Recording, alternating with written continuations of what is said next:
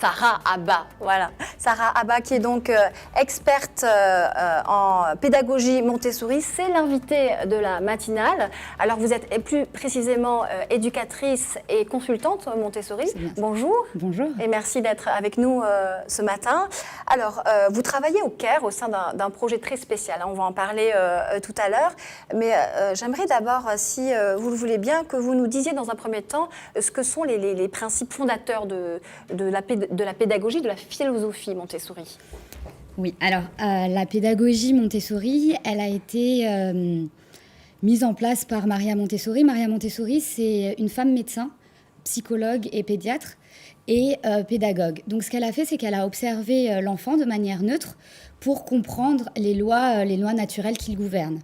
Donc, elle en ressort avec plusieurs lois, plusieurs principes. Et le premier, c'est que l'enfant, pour apprendre, il doit faire, il doit agir. C'est pour ça que quand on regarde les écoles Montessori, on voit souvent les enfants manipuler, explorer, expérimenter.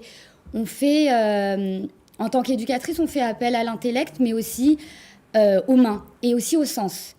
C'est pour ça que l'éducation sensorielle, par exemple, a une place très importante. Et aussi, pour toutes les disciplines, on va toujours partir du concret vers l'abstrait. On a tout un matériel qui a été développé scientifiquement par Maria Montessori qui permet ça. Ce qui est important aussi, c'est l'autonomie. Nous, notre rôle en tant qu'éducateur, c'est d'amener l'enfant vers l'autonomie. On suit son développement et on lui permet de faire seul. Ce qui est aussi important, c'est la motivation de l'enfant dans ce qu'il fait. Donc, on dit souvent que dans l'éducation Montessori, l'enfant fait ce qu'il veut. Mais en fait, non, l'enfant veut ce qu'il fait. Et c'est important que l'enfant soit motivé dans son activité parce que ça lui permet d'avoir toute son attention, toute son énergie, toute sa volonté dans l'activité et d'apprendre davantage. Enfin, ça facilite aussi la mémorisation. On a aussi des classes qui sont multi-âges. Donc, c'est souvent... Donc, nous, la classe qu'on a au Caire, c'est une classe de 3-6 ans. Mais sinon, c'est 6, 9, 9, 12. Ce qui permet aux plus petits d'apprendre... de poser des questions aux plus grands et du coup... Et il y a une interaction en fait, oui, voilà, ils s'influencent mutuellement. Alors vous, personnellement, vous travaillez dans un projet spécial depuis 5 ans au Caire, hein, dans le quartier Zelzel, c'est ça? C'est un quartier populaire de la capitale égyptienne. Alors, et la particularité de ce projet, c'est qu'il ouvre ses portes à ceux qui le souhaitent gratuitement. Est-ce que c'est une première dans le monde arabe? On peut dire une première au monde? Alors, ce n'est pas une première au monde, parce dans le monde, il y a des écoles publiques Montessori. Mais dans le monde arabe, les écoles Montessori sont privées. Et oui, c'est une première, du coup, dans le monde arabe. C'est l'œuvre de 2 personnes, la responsable de l'association Raza, l'association s'appelle Alwan Ouattar, et d'une éducatrice qui voulait revenir aux sources de la pédagogie Montessori, puisque la pédagogie de Montessori a été... Maria Montessori a d'abord travaillé avec les enfants des rues.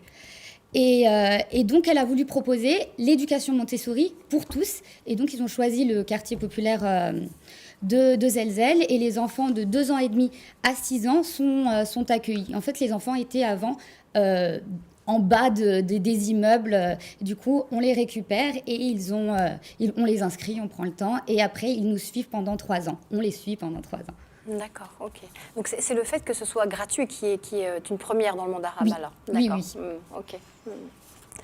Alors, moi j'ai une petite question. Ce qui est intéressant de savoir aussi, c'est lorsqu'on évoque la pédagogie Montessori et peut-être d'autres pédagogies dites alternatives, c'est la capacité des élèves à s'adapter à cette nouvelle méthode d'enseignement. Est-ce que vous pouvez nous en dire plus? Oui, alors nous, ça a été vraiment notre crainte. Quand on a fini le premier cycle, donc quand les enfants qui sont rentrés à 2 ans et demi sont sortis à 6 ans, on est dans un quartier populaire, donc ils allaient tous repartir dans l'éducation traditionnelle et publique. On avait vraiment peur qu'ils puissent pas s'adapter. C'est des enfants qui s'affirment, qui s'expriment, et on avait peur que dans un groupe de 40 élèves, leur personnalité soit écrasée. Et finalement, eh bien, on a été épatés par leur capacité d'adaptation. Vraiment.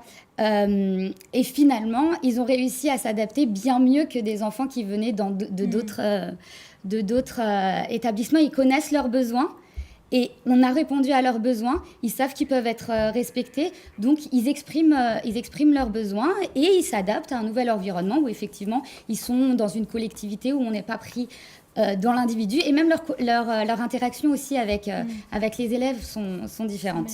Ouais. Ouais, donc c'est une belle réussite, la mayonnaise a réussi alors. Une expérience à renouveler donc peut-être en Égypte. Oui. Donc on réfléchit il y a déjà eu une tentative qui a été faite avec les réfugiés, est-africains. Ça a marché, mais ça a duré seulement 3 ans. Et donc l'idée, c'est de reproduire ça ailleurs. Merci beaucoup, Sarah Abba, donc pour cet éclairage sur la pédagogie Montessori dans ce quartier populaire donc, du Caire.